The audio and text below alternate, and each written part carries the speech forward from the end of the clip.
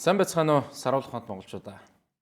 Саруул ухаанд монголчуудаа гэж мэдлж байгаа да баг зэрэг харамсмаар санагдаад байна. Яагаад гэвэл бидний саруул ухааныг тархитаад байна уу, самруулад байна уу гэдэг талаар өнөөдөр ярилцъя гэж утсан.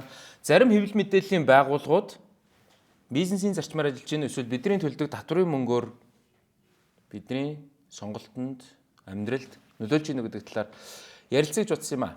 За тэгээд өнөөдөр Монгол улсад тулгамдаад байгаа асуудал бас байна.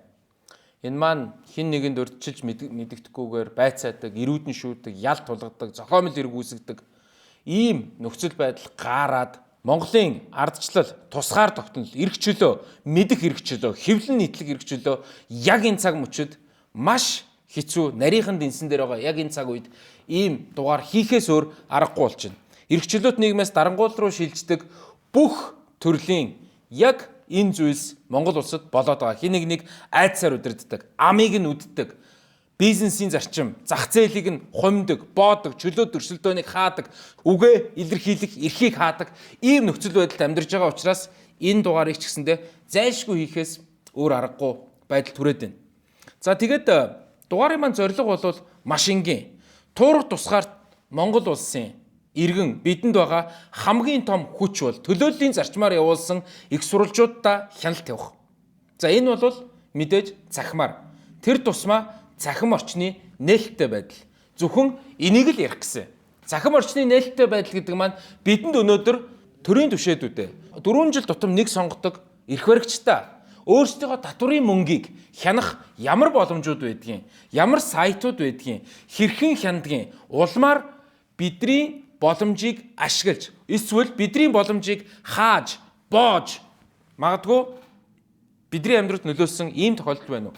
Тэгвэл ямар ялтай байд юм бол? Ямар хариуцлага хүлээдэг юм бол? Энэ талаар л ердөө ярилцъя гэсэн.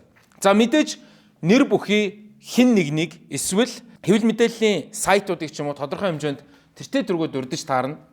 Зоригтой дугуурал дугуурсан шиг дугуурах хэрэгтэй гэж бодож байна. Энэ дээр хин нэгнийг хилэгнүүлэхийг ч үгүйсэхгүй зөрүүлээд над руу бас дайралт ирэхийг ч гэсэн үүсэхгүй баха гэж бодож байна.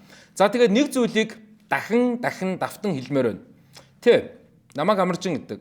Би ардчилсан намын гишүүн. Үнэн.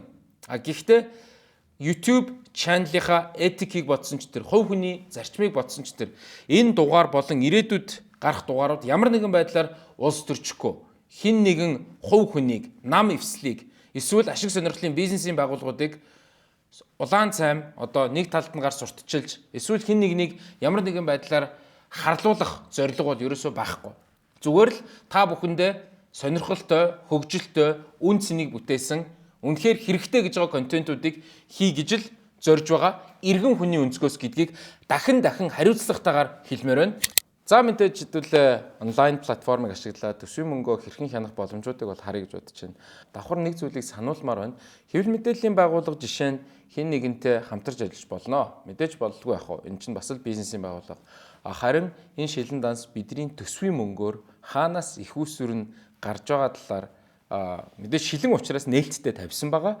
За энийг харин хараад дүгнэлтийг та өөрөө хийгээсэй гэж бодож байгаа шүү. Тэгээд бид нар бол мэдээж хэвлэл мэдээллийн байгууллага ямар байгууллагатай гэрээ хийсэн байна. Ялангуяа сонгуулийн үеэр бас ямархуу зарчмаар ажилласан байна гэдгийг нэлээд бас сонирхолтойгоор харъя гэж бодож байгаа маа. За тэгээд юуны төрөнд бол биднэрт маш олон нэг үе бодвол бас гайхалтай гой боломжууд байна.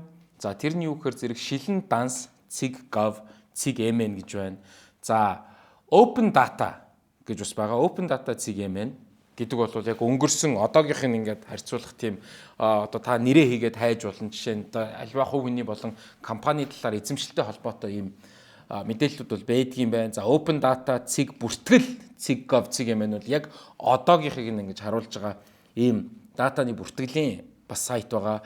За 11-6-аас 11 манай нэг 11-11 байгаа. 11-6-аас 11 цэг.mn байгаа. Ард иргэдийн санал гомдлыг авдаг. За статистик сонирхолтой өөрийнхөө нэртэй адилхан хэдэн хүн байна гэдгээс ахуулаад янз бүрийн статистикийн мэдээллийг харъя гэвэл 12-12 цэг.mn байгаа. Мөн D парламент алдартай D цэг парламент цэг.mn бол мэдээж нийтдээ нөгөө одоо онлайн сигничер байгаа шүү дээ тийм ээ 100 мянган гарын үсэг цуглуулах юм бол бидний эрх баригчдаараа бас аливаа асуудлыг шийдэж болно гэд. Иймэрхүү зүйлс бол байгаамаа. За тэгээ хэдүүлээ мэдээж одоо өнөөдрийн гол дүр бол шилэн данс байгаа. Тэгээ шилэн дансаас эхлэе гэж бодож байна. Юу ч гэсэндээ бас нэлээд сенсац болоод байгаа шууд сэдвээр эхлэе гэж бодож байгаа. Тэр маань болох дээр хэсэг нэг жидүүгийн асуудал нэлээд гарч ирж байсан. Тэгээд жижиг дунд дээр юу нь юу гэдэг юм бэ гэд хайгаад үзье л да тийм ээ. За жижиг гэд бичингүүт ингээд янз бүрийн ингээд жижигтэй ингээд хайлтууд байгаа даа. За эндээс жижиг дунд үйлдвэрийн газрыг ингээд сонгоод үзье. За ингээд шилэн дансны мэдээлэл гэдэг ингээд байна л да. Одоо ингээд 2025 гэд тийм ээ. За ер нь бол ингээд байж идэг юм байна. Надад бол яг хоо сонирхолтой санагдаад байгаа нь хэдүүлээ яг хоо 2024 рүү орж үзье тийм ээ. Ноднын одоо ингээд за төсвийн батлагдсан төсөв. За ингээд нийт бол жидүүгийн ингээд төсөв гэд байж байна. За ингээд санхүүгийн тайлан, хандив тусламжийн орлого гэх мэтчлэн. За энэ дээр одоо нөгөө юу байгаа юм л да. Цалингийн зардлаас бусад 5 сая төгрөгөөс дээш үнийн дүн бүхий зарлагын мөнгөн гүйлгээ. За энэ бол бас нэлээд сонирхолтой. 5 саяас дээш бол жидүүдээр бол гарч ирж байна гэж байгаа. За энэ дээр 1 сар, 2 сар, 3 сар гэдэг ингээ байж байгаа. Тэгээд жидүүг ер нь одоо ингээд яг жидүүгээсээ хүмүүс мөнгө авдаг юм уу, яадаг юм гэдэг улсууд хэрэгэлзээтэй байдгийг шүү дээ. За тэгэхээр хэдүүлээ зүгээр яг ноднын 24 оны 6 сарын 28-нд сонгуул болсон. Яг сонгуулийн үеэр одоо жишээ нь ер нь хэр их мөнгө төгрөг ингэж яадаг юм бол их сонирхолтой байна. Зүгээр зөвхөн жидүүдээр ингээ за 6 сар руу орё л та тийм ээ. Ингээд доошлоод харангуут одоо ингэ хэвлэл мэдээллийн сайтууд гарч ирж байгаа. BDT content, Takt, National Social Media, Red Film гэд жидүүгээс ямар ч үсэн хэвлэл мэдээллээс айгүй их юм гарсан байдал одоо ингээд их сонирхолтой байгаа юм л да. Тэгээ эндээс ингээд хараад үзэнгүүт одоо эндээс л эхэлж байгаа юм л да. Гүйлгээний утгаар хэвлэл мэдээллийн 40 байгууллагын цахим хуудасаар дамжуулсан төлбөр за 30% нь гэдэг жбайгаа. 30% нь бас гээд 33 сая төгрөг ингээд хэвлэл мэдээллийн 40 байгууллагын эн чинь гол нь бидний татвар төлөгчдийн мөнгө шүү дээ тийм ээ. За EcoFocus гэдэг газар ингээд авсан байна тийм үү. За тэгэнгүүт EcoFocus-ийн хэдүүлээ регистрийн дугаарыг нь хараад за одоо штэ шилэн данс дээр нэг ийм зүйл байгаа даа. Хэдүүлээ ингээд буцаад үндсэн цэс рүүгээ орох юм бол шилэн данс гэдэг цэс дээр нүүр байгууллага засгийн газрын тусгай сан нээлттэй өгөгдөл суралцгүй гэдэг. Энэ дээр нүүр байгууллага хоёрын гол бэлтгэн нийлүүлэгч гэж байсан юм. Эн чинь бас нөгөө хаанаас хаашаа шилжиж байгаа гэдэг ингээд бэлтгэн нийлүүлэгч гэдгийг зөвхөн Google дээр бичиж ижил гарч ирнэ. За тэнгууд бэлтгэн нийлүүлэгч рүү орж байгаад харахаас өөр арга байхгүй юм чи. За тэгэнгүүт хэдүүлээ энийг зүгээр энэ цэсийг нь за 23 оноос л болгоё л та тий өнөөдрийг хүртэл. За тэгээд регистр нь саяны EcoFocus-гийн газар за энд байна. За ийшээгээ дараад дэлгэрэнгүйг ингээд харах юм бол жижиг дунд үйлдвэрийн газраас 110 сая төгрөг 2 удаагийн гүйлгээ стандартч хэмжилт зүүн газраас 15 сая Баянзүрх дүүргийн засаг даргын тамгын газраас 5 сая гэдээ авсан байгаа. За зөвхөн жидүүг ингээд дэлгэрэнгүйгээд ороод харъя л та. За тэгэнгүүт 24 оны 5 сарын 31-нд 77 сая төгрөг хэвлэл мэдээллийн 40 байгууллагаар ингээд аваад 24 оны 6 сарын 27 буюу сонгуулиас нэг хоногийн өмнө үлдсэн 33 сая авсан байгаа. За ахаад нэг юм тодруулъя. 40 байгууллага гэдэг гэж байгаа. За 40 байгууллага дээр яаж юм гэхээр энэ маань өөрөө татвар төлөгчдийн мөнгөөр ямар ч байсан ингээд 110 сая төгрөг ингэж авсан явдал байгаад байгаа юм.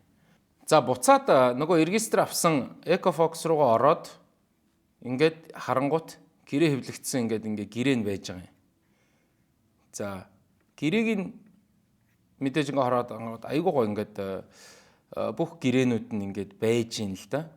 За энэ дээр бол жишээ нь одоо юу гэж байгаа шинэ оршин хөдөлгөөний бодлого шийдвэр гэдэг. Энэ шинэ оршин хөдөлгөөн ч яг хуу ер нь бол ардын намын хөдөө орон нутгийн сонгуулийн ажил шүү дээ тийм ээ. Би бүгдээрээ л одоо мэдчихэж байгаа дөө энийг. За тэгээд ямар ч үсэн 40 байгууллагаар гэдэг ингээ батлаад ингээ Д оюун эрдэнэ гэдэг ингээ захирлан гэдэг ингээ баталцсан ийм зүйл байгаа даа. За энэ дээр ингээд одоо энэ 40 байгууллагт мөнгө өгсөн юм шиг байна л да. 110 сая гэхээр за News цэг юм байна, Товч цэг юм байна, IC цэг юм байна, Live цэг юм байна. Ингээд энэ нөгөө гэрээнийх нь тайланд нь орцсон. За ингээд мэдээж амар уйсгалан даргын ингээд. За ингээд энд ингээд яг уу байна. Тий. Одоо ингээд Focus цэг юм байна, 90 News гээд гих мэтчлэнгээр одоо ингээд гэрээн ингээд ийм гоё нээлттэй болвол байдгийм байна. Focus дээр болвол за тэгээд одоо энэ сайтууд бодвол хуваагаад тэр 110 аваа байлгүй дээ. Эн чинь тэгээд яг гол нь ингээд нэг намын мөрийн хөтөлбөрийг ингээ хийгээд иж болт юм уу? Та нар аваагүй хүмүүс үйл нэхээрээ хойно. Энэ фокус эко фокусоос ер нь нэгж болох юм байх шүү тий. За ингээд ийм сайхан одоо ийм боломжууд бол энэ. За та бол саяны бас ингээд сайтуудыг бол харсан баха. За өөр хэвлэл мэдээллийн одоо байгууллага байна уу? За National Social Media гэж байна. National Social Media-г жишээ нь хараа хэдүүлээ.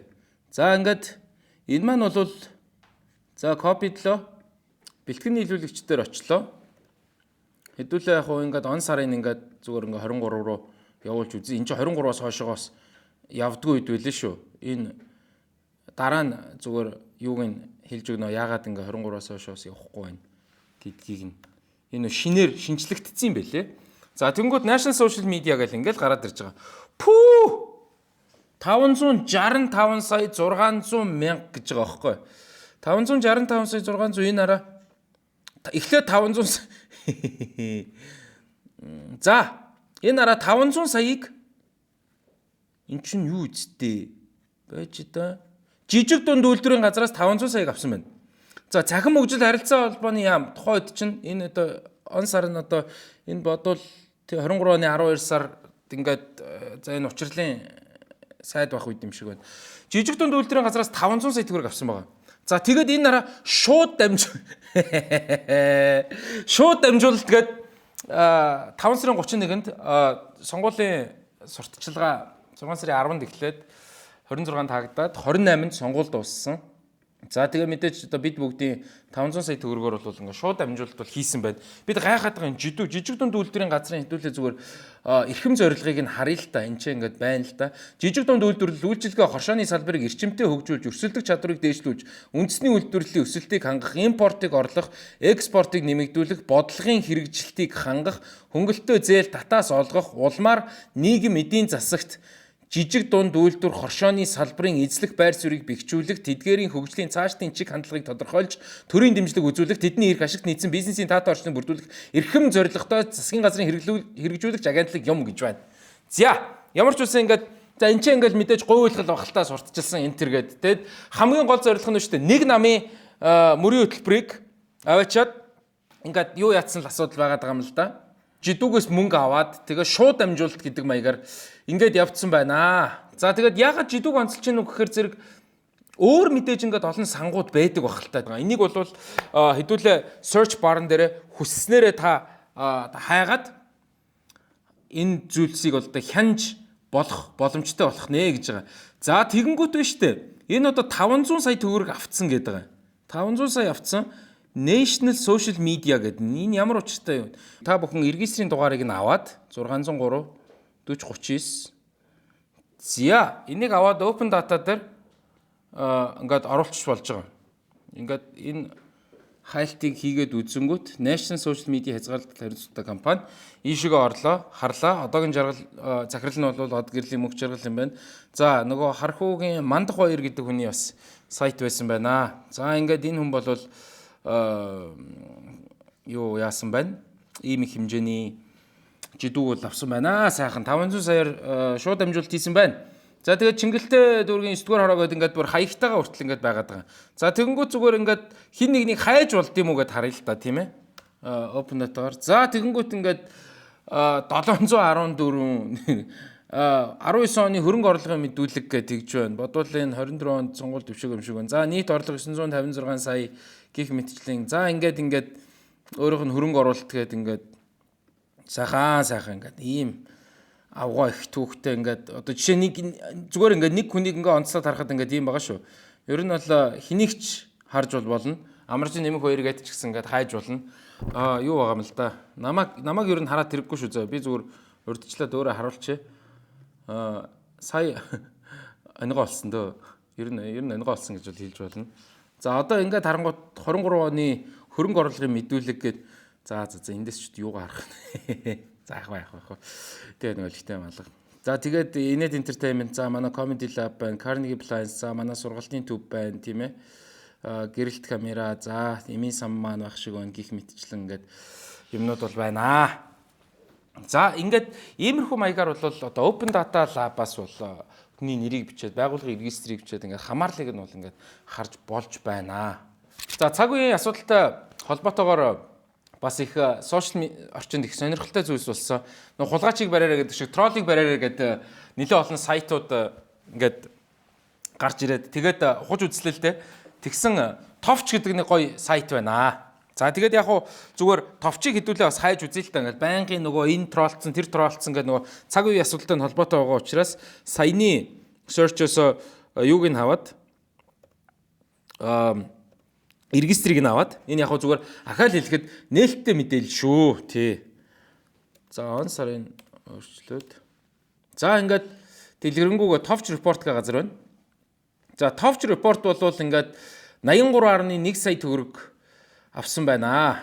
За 24 онд л ерөнхийдөө авсан мөнгө л байна л да. За одоо энэ чи кибер халдлага зөрчилдөө тэмцэх нийтийн төвөөс 19.6 саяыг авсан байна. Онцгой байдлын ерөнхий газраас, мал эмнэлгийн ерөнхий газраас 10 сая, нийслэлийн засаг даргын тамгын газраас 10. Энэ одоо Нямбатар даргалахтай тийм. Чингэлтэй дүүргийн засгаас 10. Стандарт тэмцэлцгээс 7.5. Энэ хэвлэлийн байгууллага үстэй. Хүнсүдэ аж ахуйгаас 7. Нийслэл Улаанбаатар хотын автозамын төвжирлийг бууруулах нэгдсэн төсөл хэрэгжүүлэхгээс ингээд 5 гэдэг ингээд авчээ. За энэ кибер халдлага зөрчилдөө тэмцэх нийтийн юу гэд энэ бол дандаа ингээд 24 сая урьдчилгаа 50-50-аар ингээд 9.5 гэл авсан л байна л да. За тэгээд энэ мал эмнэлгийн ерөнхий газраас гээд авцсан байгаа юм. За энэ дээр нэг сонирхолтой зүйлс байгаа нь юу гэхээр зэрэг одоо ингэж байгаа байхгүй малын эмийн зохистой хэрэглээ хүртээмж хангамж чанар аюулгүй байдлын талаар малчид мал бүхий иргэдийн дээшлүүлэх хор уршиг таниулах ажлын урьдчилгаа гэдэг. Урьдчилгаа гэж шүү бүр. Тэгээд энэ үлдэгдэл мөнгө зөнгө нь одоо бодвол орж ирээг юм уу яасан ямар ч үс 10.5 сая төгрөг авсан байна. За энэ дээр сонирхолтой зүйл нь юу гэхээр зэрэг энэ мал эмнэлгийн ерөнхий газар маань өөрөө хүнс хөдөө аж ахуйн яаманд харьяалагддаг байсан юм байна. Тэгээд бид нар болохоор энэ тухайн энэ мал эмнэлэгтэй холбоотой энэ мэдээлэл ингээд товчтойр байна уу гэд хайгаад бас олдсонгүй. Харин зөрүүлээд юу байсан гэхээр тухайн үед салбарын сайд одоо улсын хурлын гишүүн болцсон. Ган үлгийн талаар амар их мэдээ явж байгаа байхгүй. Тэгэхээр энэ маань өөрөө бас сонирхолтой. Нэрнгээсээ л одоо энэ мөнгийг авчаа тэгж говьлдг юм уу яадаг юм уу гэдэг.